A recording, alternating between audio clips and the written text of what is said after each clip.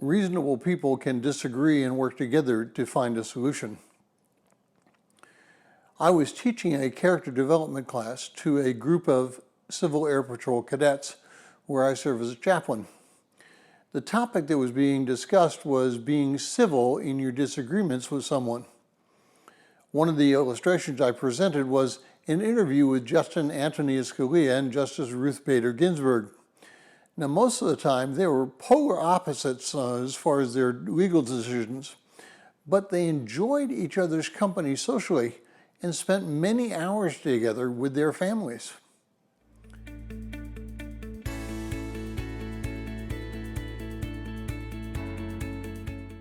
Well, if you're joining us in going through this reading plan through the books of Ezra, Nehemiah, and Esther, today's reading is Ezra 5, verses 6 through 17, and I encourage you to read that passage. Ezra 5:5 says this, "But the eye of their God was on the elders of the Jews. They did not stop them until a report could come to Darius, and then a written reply be returned concerning it."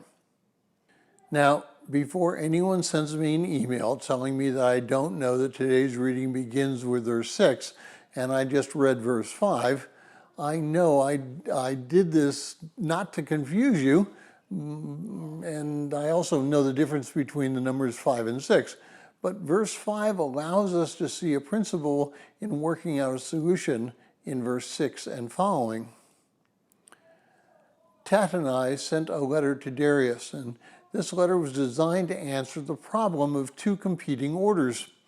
The first order was from Cyrus, granting the rebuilding, and the second order was from Artaxerxes, telling them to stop building while waiting for a decree. For some number of reasons, probably, the decree never came, and when two rules act against one another, confusion is the only winner.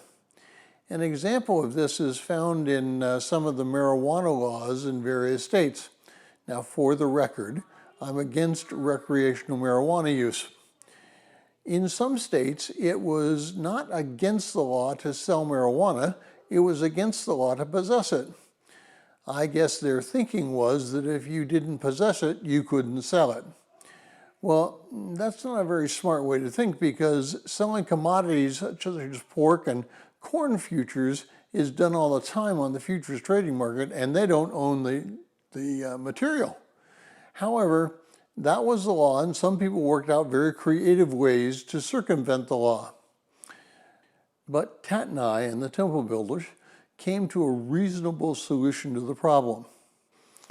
As there were competing laws, he, Antonin, would ask for clarification. In the meantime, as the decree from Cyrus came first, and the letter from Artaxerxes, which said to stop building until he could research it, had never come about, the Jews could continue their work. Well, today we're faced with similar conflicts. We need to come together and discover reasonable solutions until a more permanent solution can be found. Our politicians, and us by extension, need to stop competing for personal power and gratification and seek that which satisfies that which we believe God would have us to do and that which others believe will keep us safer.